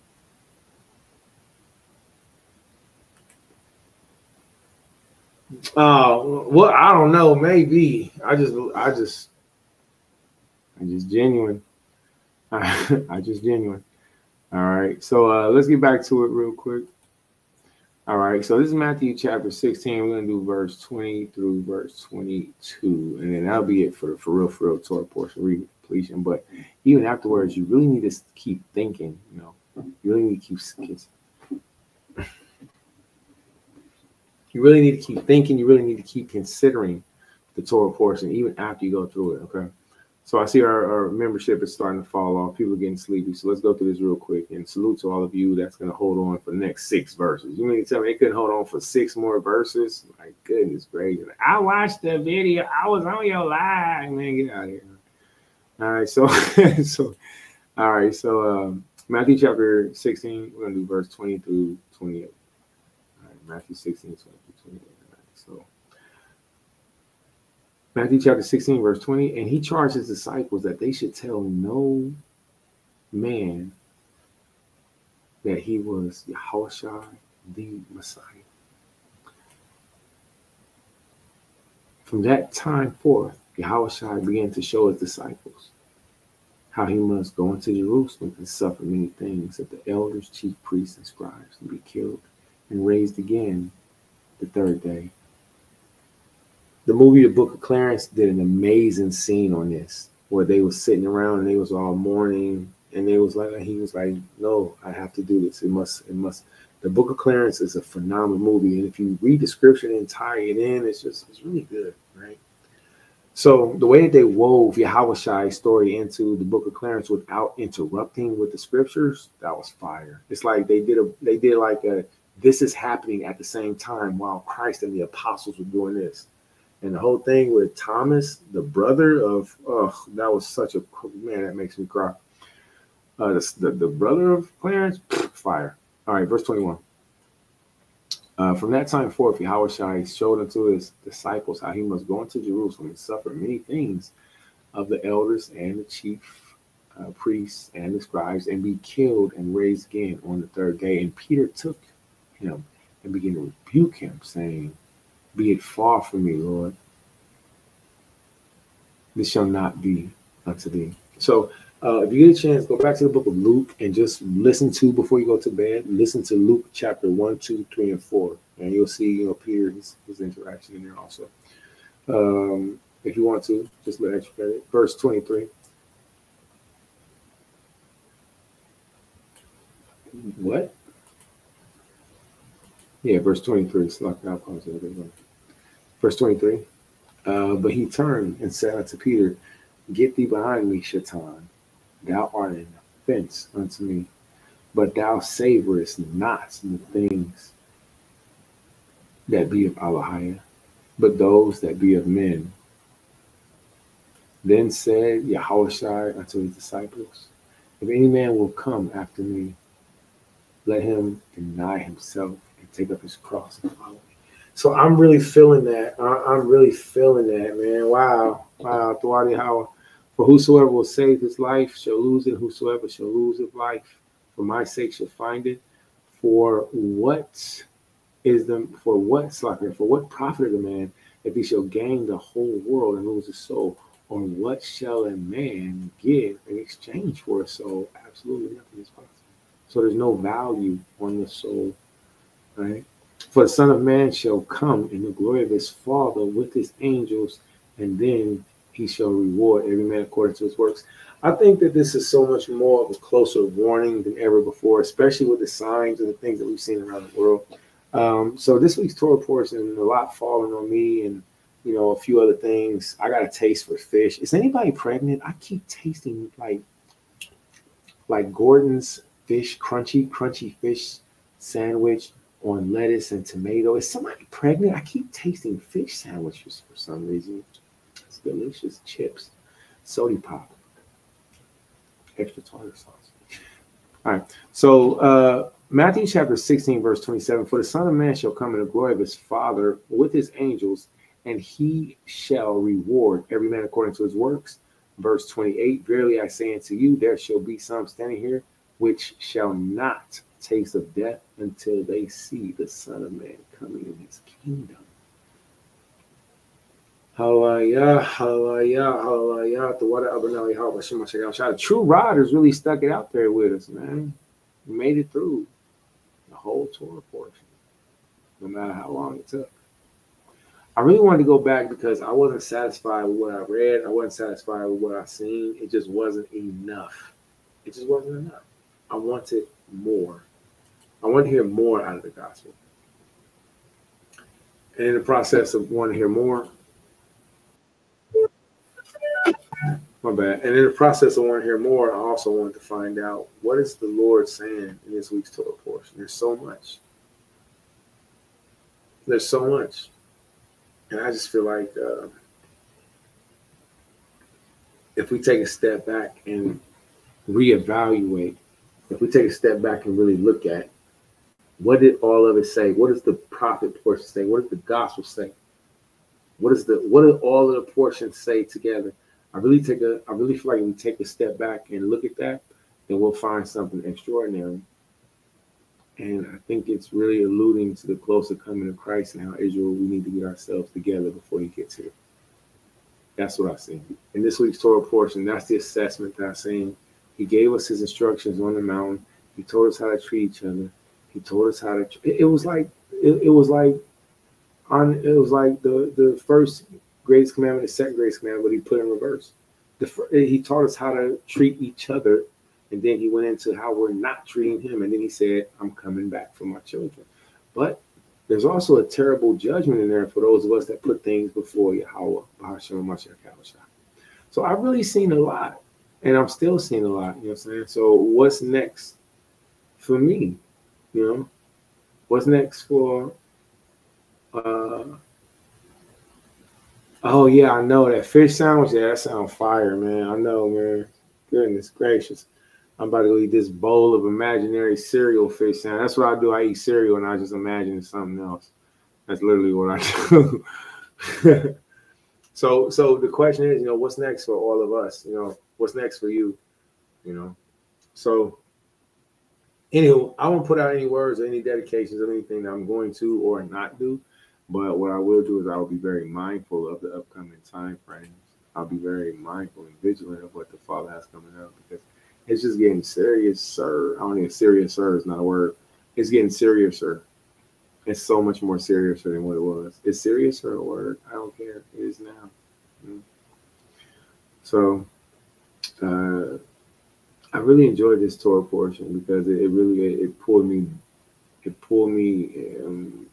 into the principle of studying more and being able to present it to the people. So, Yabarak coming off by so much I think that's all for me. I have a pretty cool basic setup, so when it's time to teach, I think we'll be able to get on. All right, so if anybody has anything for me, hit me up, social media, Facebook, all right, whoopty whoopty woos. All right, I'll say Yabarakakum, Yahweh, Hashem, Shai, Shalom, Shabbat Shalom, and Laila Tuab, Lakagam, Kana, Laila Tuab, Lakagam. Good night to you also. All right, Laka is to you. Gum, Gam, is also. Laila Tuab, Laka, Gum, Lakal, to all. Hayaladim, children, Wahabanatiam, and the daughters, Wahab, and the sons of Yasharala. Shalom, shalom, shalom. I'm gonna go eat mine. I got some fire cereal though, for real. I ain't gonna try. I got some fire cereal though. I made my own. I made my own cereal. Like, I'm pretty crafty. I'm trying to figure out how to make granola. That's really what it is. I'm trying to figure out how to make granola, and I think I got it figured out. Like, I'm trying to be like 60. My objective is I want to be like 60 and cut. That's what I'm going for. All right. African American Israelite diaspora, Leviticus 27, various notations are the sign. All right. So, hey, if you all can, get in touch with our brother Sash Kumar. All right. The African Israelites, Eastern diaspora.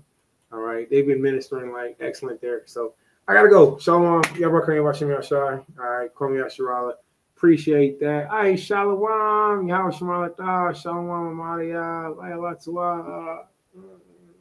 Call me out, Sharala.